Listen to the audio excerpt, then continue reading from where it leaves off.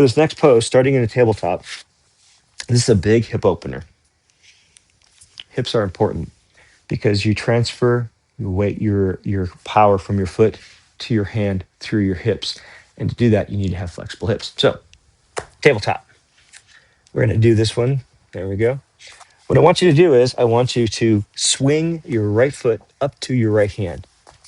And it can certainly be in front of the right hand, but I want this leg up and down or even a little bit forward. Rotate the foot out 45 degrees, up to 45 degrees. This leg can fall out. Now I want you to slide that left leg back. I want you to point your foot, and here we go. If you have trouble holding this, the pose is in the legs. Use some kind of support. Use a pillow, whatever. Totally fine. Because I want you to feel a stretch here and here. All right, so as long as you're feeling a stretch, I don't care what props you use. And in fact, the more props you use so that you don't have to do the work, the smarter you're being. This is all about relaxing with tension over time. Passive tension, time, 2 to 5 minutes. 2 to 5 minutes because the 2 minutes allows your nervous system to calm down enough so that your reflex system turns down enough, so that your sarcomeres relax enough, so that you have persistent change.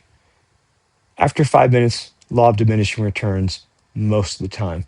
This is an example of a pose you could do for more than 5 minutes because the hips, there's a lot going on in the hips. There's lots of layers of muscles. There's all kinds of ligaments and tendons. So it's one place where you might work a little bit longer.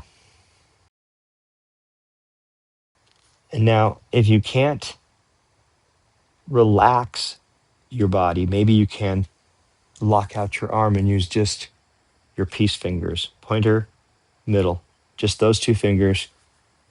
It's anatomically safer to just use those two fingers to hold yourself up and support yourself. Right here, though, right now, I'm getting a really nice stretch. My hip flexor on my left is getting a nice stretch. My hamstrings are getting a nice stretch on my right leg. And also, I'm pulling my hips, I'm pulling my right hip to the upper right and my left hip to the lower left. And so I'm pulling my hips diagonally. Okay, now to come out of this, push up a little bit, maybe curl your left toes under.